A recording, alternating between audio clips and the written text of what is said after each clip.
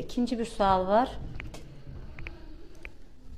Səhiyyəmizin indiki vəziyyətindən razısınızmı? Belə bir sual gəlmişdi. Mən sizə açıq deyirəm. Səhiyyəmizin indiki səviyyəsi pis deyil.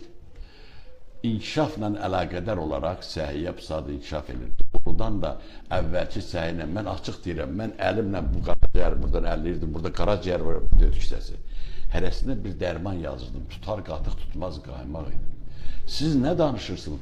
Bu saat Azərbaycanda həkim ordusu yetişdirilib, təkcə bizdə deyil, gediblər xaricdə, Almaniyada, başqa ölkələrdə uzman olub gəliblər.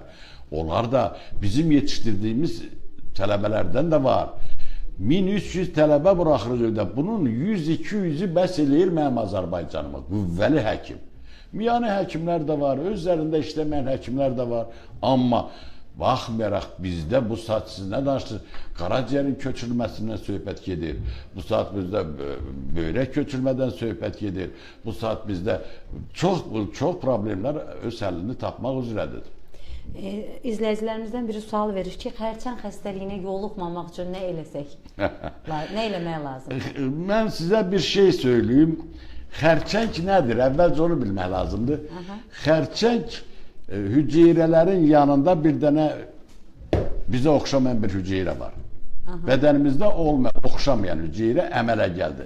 Bax, bu hüceyrə nədən əmələ gəldisə haqqında 400 nəzəriyyə var. Bu 400 nəzəriyyənin heç biri bir-birinə uyğun deyil. Heç kəs də qəbul eləmir bunları.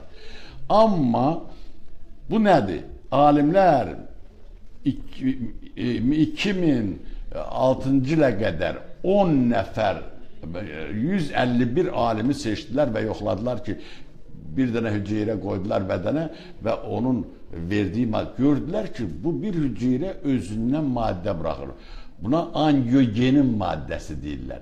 Angiogenin özünə damar çəkən maddə.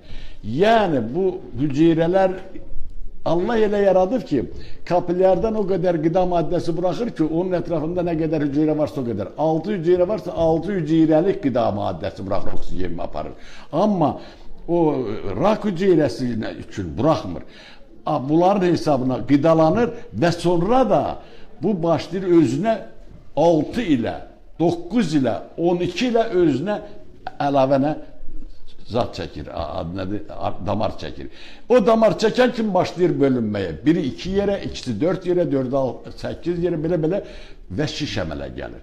Yəni, xərçəng budur. Bu saat mən deyim ki, həkimlərin qarşısında duran problem nədir? Biz necə eləyək ki, bu angiogeni neytrallaşdıran maddə tapaq? Tapılmayıb məhəllə. Hələ tapılmayıb, mənə elə gəlir.